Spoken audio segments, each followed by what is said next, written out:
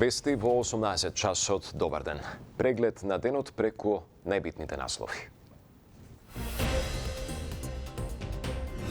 Дебатата за изборниот законник се претвори во партиски список на желби. Власта бара опозицијата да усогласи единствена позиција. За СДСМ, реформата е обврска на власта. И да седнат и меѓу себе да се договорат дури и за моделот на изјаснување на диаспората. Носењето на изборниот законник е обврска на власта и таа треба да најде модел. Инфлацијата падна на 3,4%. Најмногу поевтиниле храната и транспортот. Трошоците за живот во јуни меѓу најниските во регионот. КОС пред утрешната посета на Скопје. Доаѓам за да охрабрам прогрес во преговорите за пристапување. Серискиот убиец од Нагоричане в четврток седнува на обвинителна клупа. 25-годишникот се соочува и со доживотна робија. Пехчево остана без ниту една банка. За сметка до Берово или Делчево. Белата чума го зема данокот. Тоа не значи дека тие што останале тука и што сме останати тука, дека не треба да ги имаме основните услови за живот.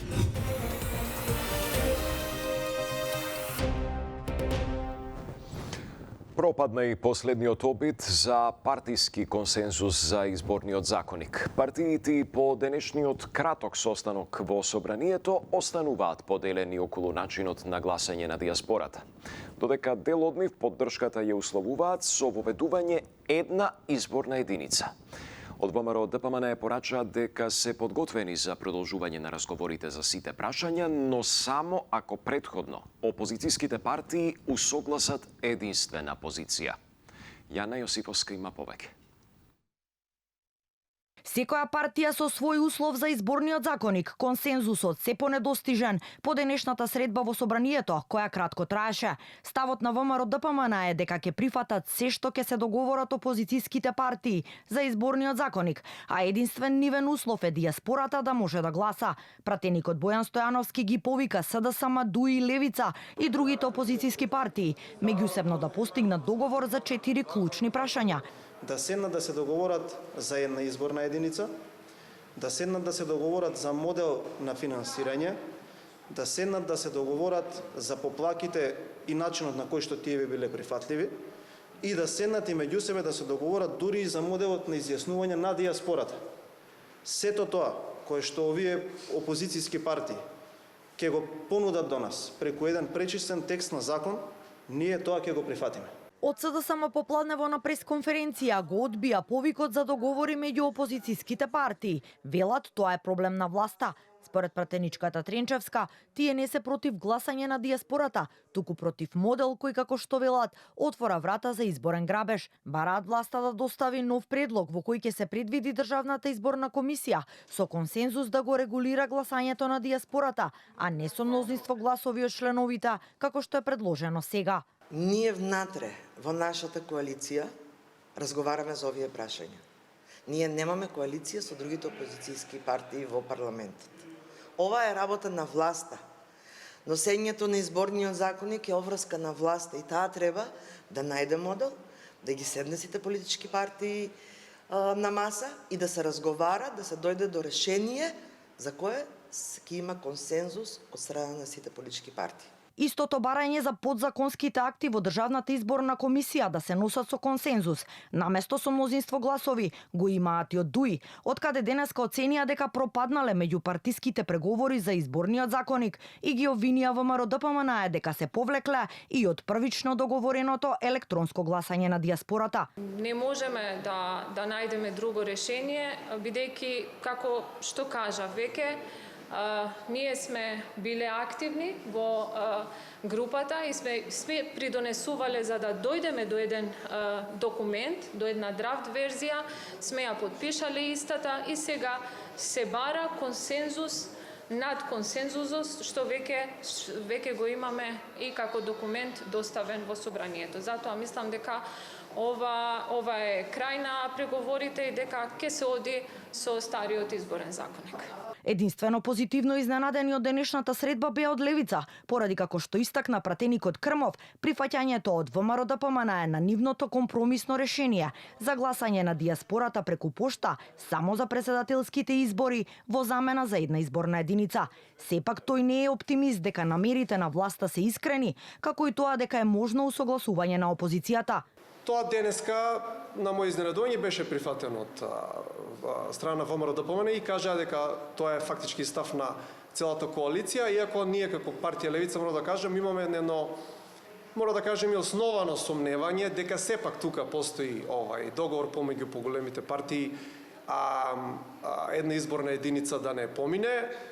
Од нив се бара усогласување на опозицијските партии, ја не знам тоа како ќе се изведе, така да не имаме еден вид на пат позиција. Сега ќе видиме дали повторно ќе имаме некој повик да се собереме и да разговараме. Состав за изборниот законник се изјасни и Зијадин Села со неговата албанска лига. Тој бара наместо една да има 8 изборни единици и отворени листи, додека дијаспората да гласа електронски, не само за претседателски, туку и за парламентарни и локални избори. Во спротивно, вели, ќе продолжат со блокада во комисијата. Од владеачката вреди пак порачаа дека за нив е важно дијаспората да може да гласа, без разлика дали тоа ќе биде електронски или по пошта. Сега имаме можност, што се случува еднаш во генерацијата, да го оствариме проширувањето. Со ваква порака еврокомесарката за проширување Марта Кос утре доаѓа во посета на Македонија. Во интервју за Мија Кос вели дека во момент на забрзување на процесот, застојот значи фактичко назадување. Михајло Видимлиски со детали. Во пресрет на утрешната посета на Македонија, еврокомесарката за проширување Марта Кос порача дека Европската Унија има историска можност да го заврши процесот на проширување, кој е високо на агендата на Брисел, но дека напредокот на земјава зависи од исполнувањето на преземените обврски. Во интервју за Мија, Кос ја пофали Македонија за спроведувањето на реформската агенда, но и порачува дека истата решителност е потребна за пристапните преговори. Македонија покажа дека може да испорача резултати кога има политичка волја. Ова јасно го гледаме во нејзините силни перформанси во рамките на реформската агенда. Ке дојдам во Скопје за да ја охрабрам владата да го стори истото во преговорите за пристапување. Сега имаме можност што се случува еднаш во генерацијата, да го оствариме проширувањето. Ова доаѓа со јасни избори. Оние што ги исполнуваат своите обврски напредуваат. Ова го гледаме најасно во Црна Гора и Албанија. Оние што не ги исполнуваат своите обврски заостануваат во моменти на забрзување. Застојот значи фактичко назадување. Довербата меѓу земјите кандидати и членките на Унијата е клучна за напредокот во преговорите, вели Кос, укажувајќи на добрососедските односи, но и посочува дека нема случај на давање гаранција на земја кандидат, дека нема да се појави друг спор додека траат преговорите. Вистината е дека ниедна земја кандидат никогаш не добила гаранција дека нема да се појави друг спор за време на процесот на пристапување, се до моментот кога последната земја членка ќе го ратификува договорот за пристапување. Како што наведуваат од кабинетот на еврокомесарката, предвидено е Кос и премиерот Мицкоски да одржат заедничка пресконференција, а ќе има средба и со претседателот на собранието Африм Гаши. Комесарката ќе посети студентски дом во Скопје, реновиран со средства од Европската Унија. Подоцна во текот на денот ќе се сретне со представници на организациите на граѓанското општество и медиумите, за да разговара за спроведувањето на клучните реформи поврзани со Европската Унија, особено во областа на владењето на правото.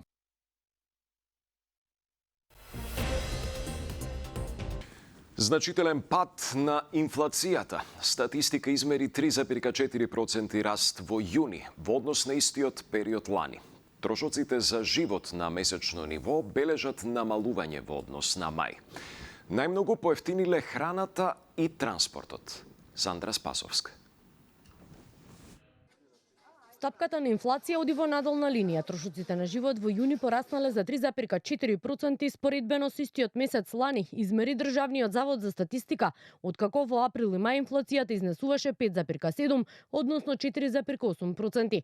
Од податоците, годишната инфлација главно ја зголемуваат алкохолните пијалаци, тутунот и транспортот, кои на годишно ниво се зголемени за 9,3 или 6,2%. Споредбено со земјите од регионот и пошироко, Македонија има најниска стапка на инфлација. На месечно ниво јуни споредбено со мај забележливо е намалување од минус 0,5%, кое според статистичарите пред се должи на намалените трошоци за транспорт, и тоа за 1,6% и за храна за 1,1%. Од Министерството за економија велат, особено значајно е што има намалување во овие две категории кои имаат најголемо влијание врз семејните буџети. Во меѓувреме, во следниве неколку дена се очекува ДПИ да ја заврши контролата кај оние 700 прехранбени и непрехранбени производи, каде првичната анализа според информации на Канал 5 покажала одредени нерегуларности во однос на бруто профитните маржи кај дел од трговците. Како што посочуваат од ресорното министерство, податоците покажале дека дел од растот на малопродажните цени не се должи само на повисоки набавни цени, туку и на зголемување на бруто профитните маржи, а во одредени случаи каде имало намалување на набавните цени, производите на рафт не биле соодветно намалени поради повисоки маржи. Податоците од Државниот пазарен инспекторат покажуваат дека во периодот мај 2025-мај 2026 година просечните набавни цени на основните прехранбени производи, средствата за хигиена и производите за бебиња се зголемени за 2,66%, додека просечните продажни цени пораснале за 4,56%. Во истиот период просечната бруто профитна маржа е зголемена за 1,88% поени. Велат од Министерството за економија за Канал 5, посочувајќи дека доколку се утврди потреба, ќе предложат превзимање на соодветни мерки за заштита на животниот стандард. Инаку во јуни споредбено со мај минимално намалување од 88 денари имаше и кај кошничката која пресметува ССМ. Во јуни според синдикатот на едно 4-члено семејство му биле потребни 68.654 денари, од кои најмногу или нешто над 25.000 денари одат само за храна и пијалаци.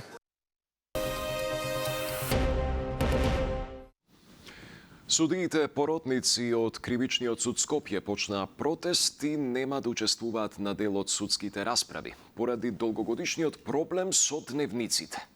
Во нивното известување се посочува дека дневниот надоместок од нешто повеќе од 500 денари со години не е променет и покрај бројот на предметите, сложеноста на постапките и времетраењето на нивниот ангажман. Дејан Србиновски. Судиите поротници во Основниот кривичен суд Скопје денеска започна мирен протест поради стагнација на нивните дневни надоместоци, кои со години изнесуваат меѓу 570 и 670 денари. Оваа блокада е резултат на долгогодишниот проблем со висината на дневниците и нерешавањето на нивните барања од страна на Министерството за правда и Судскиот совет, што предизвикува одложување на судските рочишта и создава дополнителен притисок врз правосудниот систем во земја. Од судот велат дека судиите поротници се незаменлив дел од судските постапки и дека без нив голем дел од судењата не може да се одвиваат. Без нивното учество значителен број судења не можат непречено да се одвиваат. Председателот на Судскиот совет Александар Камбовски изрази поддршка за барањата на судиите поротници, оценувајќи дека недоместоците што ги добиваат се несоодветни за условите во кои работат и новрските што ги извршуваат во правосудниот систем, но сепак за решение упатува на Министерството за правда. Судските поротници се дел од правосудното семејство. Јас остварив повеќе средби со нивните представници, на кои што им дадав максимална поддршка, бидејќи во условите во кои што тие работаат, надоместоците кои што ги примаат, се навистина испод секое ниво на професионалност, што се однесува до останатиот дел за надоместоците. Тоа се уредува со правилник од страна на министерот за правда. Тој правилник, не ме држите за збор, некаде од пред 2010 година уште донесен. Од 2008 или 2009, сега сметете од тогаш до денес, колку се променили условите, колку се промениле цените на секојдневните трошоци кои што ги имаме, а тој надоместо ќе останат ист. Сите се согласуваме дека е навистина е низок и не соодветствува на реалните услови кои што ги имаме во моментов во 2026 година. Од Министерството за правда за сега немаат официјален став за состојбата. Оттаму КУСО не информира дека Министерството се воздржува од каков било коментар за судиите поротници во Основниот кривичен суд во Скопје. Неофицијално, како што дознава Канал 5, во моментов дополнителна потешкотија во функционирањето на Министерството представува и смената на министерската функција. По заминувањето на Игор Филков, се уште се чека Јетон Шасивари да ја преземе функцијата министер за правда, со што функционирањето на ресорното министерство е отежнато. Пехчево остана без ниту една банка. Жителите сега треба да патуваат десетина километри до соседно Берово за најосновните потреби. За Канал 5 велат дека се свесни дека белата чума го зела данокот и бараат институционален одговор. Стравуваат дека ќе останат и без итна медицинска помош. Сторија на Дејан Трајковски.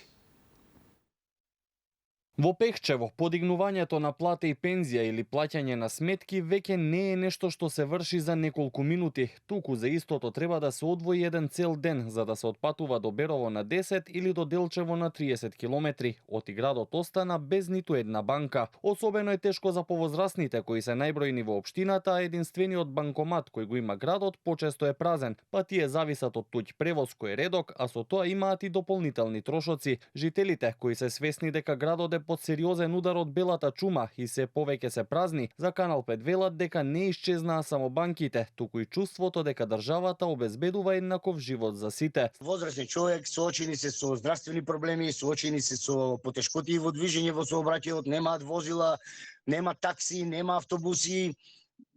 Голем проблем е тоа. Претежно од Источна Македонија се селат во странство. Меѓутоа тоа не значи дека тие што останале тука и што сме останати тука, дека не треба да ги имаме основните услови за живот. Банка или брза помош. Имаме брза помош, се збори дека и неа ќе ја затворат. Загриженоста е оправдана и се работи на надминување на состојбата, вели градоначалникот на Пехчево Китански, што се однесува до итната медицинска помош, уверува дека проблемот е надминат. Општината според последниот попис имаше речиси 4000 жители, но оние кои живеат во градот сметаат дека истиот е дополнително подиспразнет, недостасуваат се повеќе млади. Последниот период сме во сериозни преговори со една поголема банка од Македонија, нема да спомнам, за отварање на канцеларија или експозитура во Пехчево. И да функционираш како еднограчи, да бидеш грачи, сепак треба да ги имаш основните услови, а тоа е еден од предусловите и младите да не се задржат. Кога ги немаме основните услови за живот, како ние би влезени да останат. Несоодветно здравство и образование, правна несигурност и екзистенцијата задираат секаде, па и во Пехчево. Системските фактори се причините поради кои си одат и оние со повеќе пари, вели поранешниот директор на Заводот за статистика Апостол Симовски. Алармот одамна одекна, додава Симовски, кој решението го гледа во влезот на земјава во Европската унија, а не во краткорочни мерки за наталитет. Конкретно и на проекција на Обединетите нации, кој што гледа дека до 2050 година Македонија може да има и само 1 милион жители. И ова се страшни податоци, кои што треба да ме загрижат секако и кои што час поскоро треба да се свесиме дека мора да се делува. Според последните проценки на Државниот завод за статистика, земјава и натаму е со негативен природен прираст од неколку илјади луѓе годишно, односно во Македонија повеќе луѓе починуваат, а помалку се раѓаат. Ова според експертите се припишува и на тоа што младите си одат, а со себе го носат и наталитетот во други земји. Позитивната листа е проширена со 3 нови антикоагуланти. Се работи за еноксапарин, надропарин и ривароксабин, кои од 1 јули се достапни во аптеките. Мирјана Мирчевска-Вановиќ. Клексанот од 1 јули е на позитивната листа со уште 2 лека антикоагуланти надопарин и ривароксабин, кои се достапни во аптеките, соопшти првиот човек на фондот Сашо Клековски. Тој потенцира дека двата лека што чинат од 1100 денари до 2700 денари, во зависност од дозата се достапни со партиципација од 160 до 240 денари и еден од брендовите ќе биде без доплата.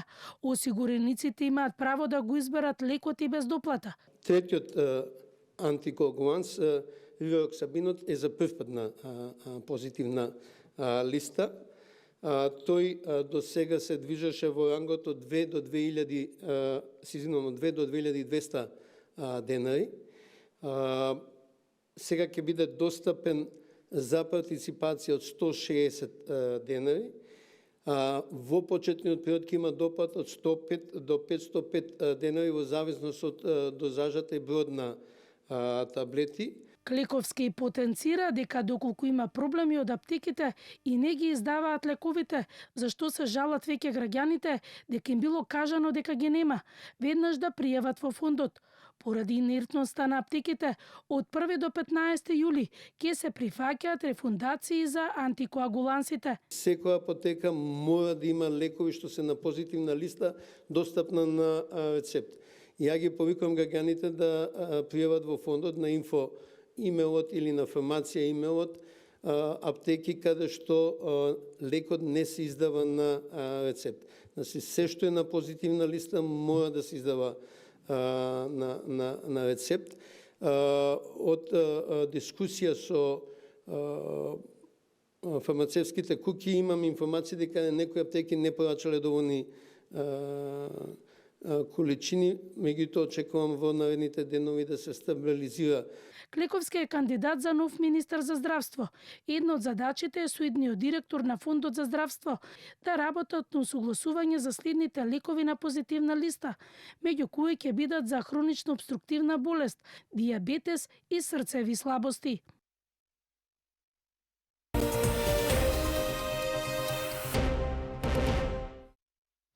Задутре почнува судењето за серискиот убиец од Старо Нагоричане, кој се товари за 4 убиства и 2 обида за убиство. Маја Стојановска. На обвинителна клупа во четврток седнува 25-годишниот серијски убиец од Старо Нагоричане, обвинет за 4 убиства и 2 обиди за убиство. Судењето ќе се одржува во Основниот суд Куманово, каде ќе се расплетува случајот што ја вознемири јавноста, откако по неколку месечна истрага беа откриени низа тешки злосторства. Од обвинителството информираат дека бидејќи сумисла лишило од живот повеќе лица, но обвинитиот му се заканува казна затвор од најмалку 10 години или до животен затвор. Според обвинителниот акт, делата ги извршил од ниски пободи, со намера да ги задоволува своите полови страсти врз мртви женски тела. Првото убиство, според обвинението, го извршил ноќта меѓу 5 и 6 јануари минатата година во селото Клечовце. Влегол во домот на повозрасна и немоќна жена додека таа спиела, ја нападнал и почнал да ја задушува. Од здобиените повреди и неможноста да диша, жената починала. Неколку месеци подоцна, во периодот меѓу 5 и 7 јуни минатата година во селото Драгоманце. Според обвинителниот акт на сличен начин го извршил и второто убиство. Повторно жртва била повозрасна жена. Третото убиство, според обвинителството, го извршил во ноќта помеѓу 17 и 18 јануари оваа година во селото Старо Нагоричане. И во овој случај, обвинението тврди дека жртвата била нападната и усмртена на сличен начин. Само неколку недели подоцна, во ноќта меѓу 5 и 6 февруари 2026 година во село Челопек, обвинитиот според обвинителниот акт лишил од живот уште една повозрасна и немоќна жена. Во меѓувреме, според обвинението имало и 2 обиди за убиство со умисла, еден лани и еден годинава, и двете во селото Челопек, но жртвите успеале да се спасат. Случајот почна да се расчистува на почетокот на годинава, по неговото последно убиство. Првично истрагата се водеше за само едно убиство, но по дополнителни криминалистички истражувања и ексхумации беа откриени и останатите жртви. Дополнително обвинителството ја проверува и евентуалната одговорност на полициски службеници и лекари, откако дел од смртните случаи претходно биле евидентирани како природна смрт, без да биде извршена обдукција. Според истрагата, токму тоа оставило простор обвинитиот да продолжи со извршување на делата, се до неговото откривање и апсење. Владата еднострано го раскина договорот за концесија за изградба на хидроцентрала на реката Блатешница. Одлуката е голема победа на жителите на Виничко Блатец, кои преку протести и блокади со години се бореа да ја зачуваат реката Блатешница од изградба на мала хидроцентрала. Инвеститорот Energy Lux има 30 дена да ја обжали одлуката. Афродита Рамос со детали. Владата прогласи едностран раскин на договорот со концесионерот Енерджи-Лукс Кучани за изградба на мала хидроцентрала на Блатешка река под падините на Плачковица. Мештаните од виничкото село Блатец, кои со жив штит чуваа стража на реката, вела дека ова представува кулминација на нивната 10-годишна борба за зачувување на планинската река од која пијат вода и ги наводенуваат своите земјоделски посеви. За овие 10 години инвеститорот или концесионерот нема ударено ниту една лопата од својот план. Така што реката сега за сега е зачувана. Ова е еден голем чекор и се надејаме дека ќе биде последен чекор, дека успехот е веќе на крајот.